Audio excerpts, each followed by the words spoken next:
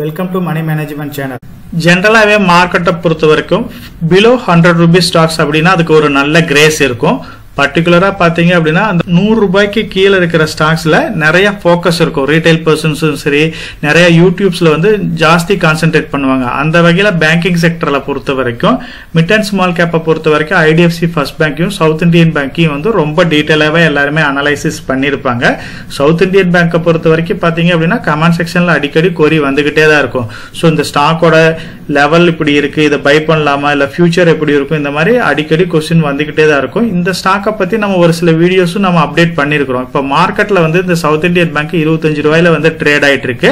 இந்த டைம்ல இந்த ஸ்டாக்க வந்து பை பண்ணலாமா, நியூவா, இல்ல இந்த ஸ்டாக்க வந்து ஹோல்ட் பண்ணலாமாங்கிறத பத்தி கம்ப்ளீட்டா இந்த வீடியோல வந்து டிஸ்கஸ் பண்ணலாம்.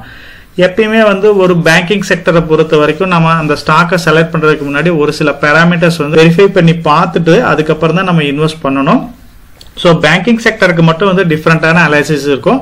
அதர் செக்டர்ஸ்க்கு எல்லாமே வந்து பாத்தீங்க அப்படின்னா வேற மாதிரி அனாலிசிஸ் யூஸ் பண்ணுவோம். பேங்கிங் செக்டரை பொறுத்த வரைக்கும் நான் பர்ஃபார்மிங் அசெட்ஸ் வந்து டெஃபினட்டா பார்க்கணும். என்பிஏவை புக் வேல்யூ டெஃபினட்டா வந்து நம்ம செக் பண்ணிருக்கணும். காசா ரேஷியோ எப்படி இருக்குன்னு பார்க்கணும். ரிட்டர்ன் ஆன் அசெட்ஸ் எப்படி இருக்கு, நெட் இன்ட்ரெஸ்ட் மார்ஜின் எப்படி இருக்கு அப்படின்னு பார்க்கணும்.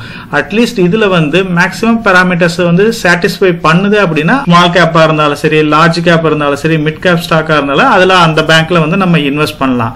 நம்ம சவுத் இந்தியன் பேங்கை பொறுத்த வரைக்கும் பாத்தீங்க அப்படின்னா அது ஒரு 5000 கோடிக்கு மார்க்கெட் கேபிட்டல் இருக்கிற ஒரு பேங்கா தான் இருக்கு. இந்த ஸ்டாக்கை பொறுத்த வரைக்கும் நம்ம ஸ்டார்டிங்ல வந்து ஒரு சில வீடியோஸ் வந்து டிஸ்கஸ் பண்ணிருக்கோம். ஸ்டார்டிங்ல இருந்து பார்க்கல அப்படின்னாலும் இந்த ரைட்ஸ் இஷ்யூ ஆஃபர் பண்றதுக்கப்ப நம்ம டீடைலாவே இதுல டிஸ்கஸ் பண்ணோம். அந்த டைம்ல பாத்தீங்க அப்படின்னா இவங்க வந்து 1152 கோடிக்கு பக்கமா ரைட்ஸ் இஷ்யூ வந்து ஆஃபர் பண்ணாங்க. அப்போ ட்ரேட் ஆயிட்டு இருந்த பிரைஸ்ல இருந்து 35% டிஸ்கவுண்டா வந்து 22ன்ற பிரைஸ் ரேட்ல கொடுத்தாங்க. சோ மார்க்கெட்டை பொறுத்த வரைக்கும் இந்த பேங்க் வந்து இந்த நியூஸுக்கு அப்புறம் ஒரு நல்ல பர்ஃபார்மன்ஸை கொடுத்துச்சு. சோ அந்த பிரைஸ்ல இருந்து ஒரு 22 ரூபாய்க்கு பக்கமா குறைச்சு கொடுத்தாங்க. ரேஷியோ பாத்தீங்க அப்படின்னா 1:4 ரேஷியோல கொடுத்தாங்க. சோ அப்பயே நம்ம டீடைலாவே டிஸ்கஸ் பண்ணோம். இந்த பிரைஸ் அப்போ வந்து பாத்தீங்க அப்படின்னா 30க்கு மேல வந்து ட்ரேட் ஆயிட்டு இருந்த ஸ்டாக் வந்து 26-25ல வந்து நிக்கிறதுக்கு நிறைய வாய்ப்பு இருக்கு அப்படின்ற மாதிரி டிஸ்கஸ் பண்ணோம். அதே மாதிரி பாத்தீங்க அப்படின்னா இந்த ஸ்டாக் வந்து 26-25 அந்த ரேஞ்சில தான் வந்து இப்ப ட்ரேட் ஆயிட்டு இருக்கு.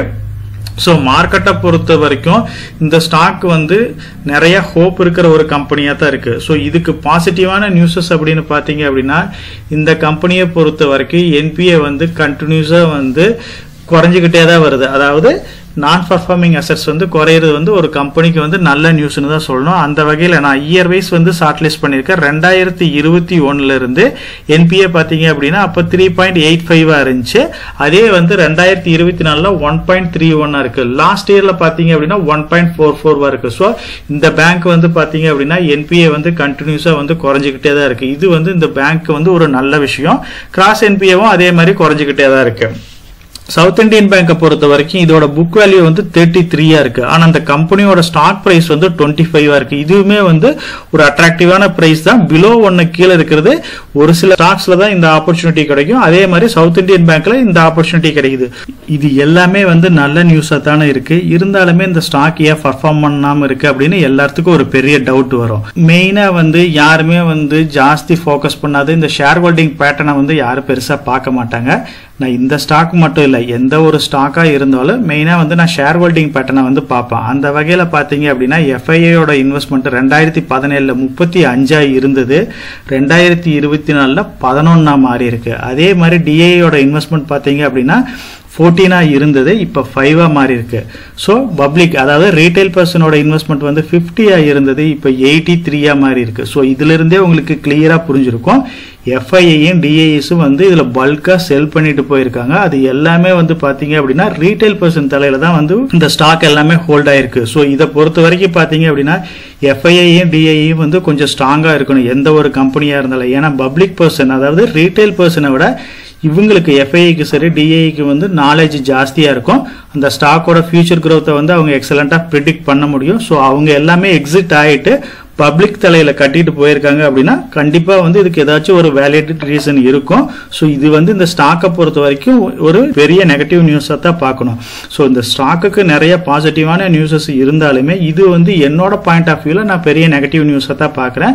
ஷேர் ஹோல்டிங் பேட்டர்னை வந்து ஒரு பெரிய பேராமீட்டர் கிடையாது.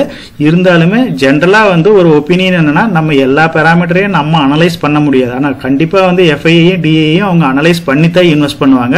ஸோ அதனால இந்த ஸ்டாக் மட்டும் இல்லை, எந்த ஒரு ஸ்டாக் நீங்க பை பண்றதுக்கு முன்னாடி அவங்களோட ரேஷியோ வந்து எப்படி இருக்குன்னு பாருங்க. அட்லீஸ்ட் இம்ப்ரூவ் ஆகலைனாலும் பெருசா வந்து டிக்ளைன் ஆகாத அளவுக்கு இருந்துச்சு அப்படின்னா அந்த ஸ்டாக்கை வந்து நம்ம ஃபோக்கஸ் பண்ணலாம். மார்க்கெட்டை பொறுத்த வரைக்கும் நம்ம லார்ஜ் கேப் கம்பெனிஸ் இந்த செக்டர்ல இருக்கிற கம்பெனிஸ் வந்து நிறைய இருக்கு. ஹெச்டிஎஃப்சி பேங்க் இருக்கு, ஐசிஐசி பேங்க் இருக்கு, இண்டஸ்இண்ட் பேங்க் இருக்கு, ஆக்சிஸ் இருக்கு, கோட்டக் இருக்கு.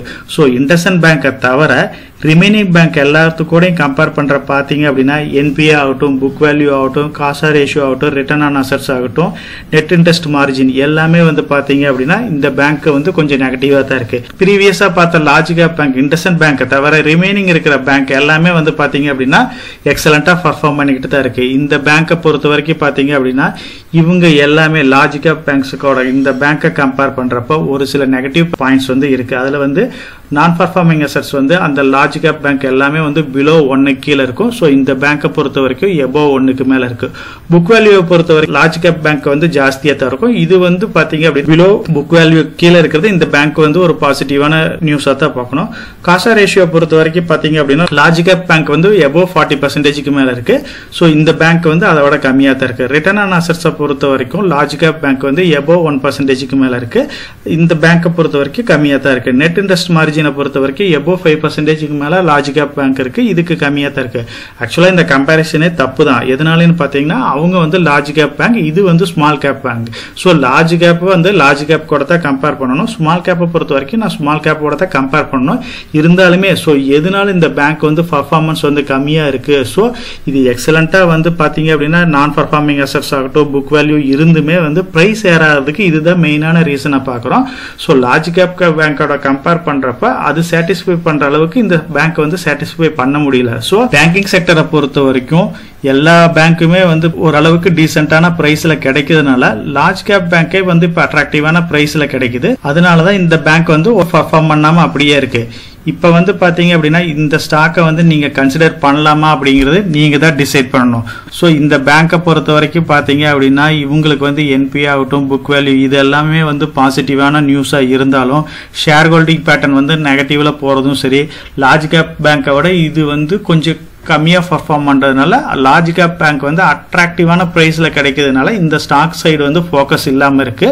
இமீடியட்டா வந்து இது ரீபவுண்ட் ஆகுமா அப்படின்னா அது நம்ம ப்ரெடிக்ட் பண்ணவே முடியாது. மேக்சிமம் வந்து பாத்தீங்க அப்படின்னா இதுல ரீட்டைல் பர்சன்ஸ் தான் பார்ட்டிசிபேட் பண்ணிட்டு இருக்காங்க. முடிஞ்ச வரைக்கும் என்னோட பாயிண்ட் ஆஃப் வியூல பாத்தீங்க அப்படின்னா இந்த பேங்க்ல நான் வந்து இது வரைக்கும் இன்வெஸ்ட் பண்ணல. நீயும் வந்து நான் இன்வெஸ்ட் பண்ற ஐடியால கிடையாது. ஒருவேளை நீங்க இந்த ஸ்டாக் வச்சிருந்தீங்க அப்படின்னா பிலோ பிரைஸ் கீழே போயிருச்சு அப்படின்னா கொஞ்சம் வெயிட் பண்ணுங்க. ஸோ இந்த பேங்க் வந்து நெகட்டிவ்ல இருந்தாலும் ஒன்றும் ஃபீல் பண்ண தேவையில்லை. லாங் டேர்ம் பாயிண்ட் ஆஃப் வியூல இந்த ஸ்டாக்கை வந்து நல்லா பர்ஃபார்ம் பண்ணும். ஸோ கூடிய சீக்கிரம் பேங்கிங் செக்டர் எல்லாம் ரீபவுண்ட் ஆகிறப்ப இந்த ஸ்டாக்கை வந்து நீங்க வாங்கின பிரைஸுக்கு மேல வர்றதுக்கு வாய்ப்பு இருக்கு. இமீடியட்டா வருமா அப்படின்னா அதை கண்டிப்பா வந்து யாராலும் ப்ரிடிக்ட் பண்ணி சொல்ல முடியாது. ஸோ வச்சிருக்கிறவங்க ஹோல்ட் பண்ணுங்க. நியூவா வாங்குறவங்க இதுல இருக்கிற பாயிண்ட்ஸ் எல்லாமே கன்சிடர் பண்ணி பார்த்துட்டு அதுக்கப்புறம் இன்வெஸ்ட் பண்ணலாம் அப்படின்னு உங்களுக்கு தோணுச்சு அப்படின்னா இன்வெஸ்ட் பண்ணுங்க. நான் ஒரு செபி ரிஜிஸ்டர்ட் அட்வைசர் கிடையாதுங்க. நம்ம சேனலில் போடுற வீடியோக்கள் எல்லாமே வந்து பார்த்தீங்கன்னா எஜுகேஷனல் ஆர் இன்ஃபர்மேஷன் பர்பஸ்க்கோசரம் போஸ்ட் பண்ணுற வீடியோக்கள் தாங்க. இன்வெஸ்ட்மெண்ட்னா கண்டிப்பாக ரிஸ்க் இருக்கும். அதனால நீங்கள் உங்கள் ஃபினான்ஷியல் அட்வைசர்கிட்ட டிஸ்கஸ் பண்ணியோ இல்லை நீங்களா ஓன் டிசிஷன் எடுத்தோ இன்வெஸ்ட் பண்ணுங்க.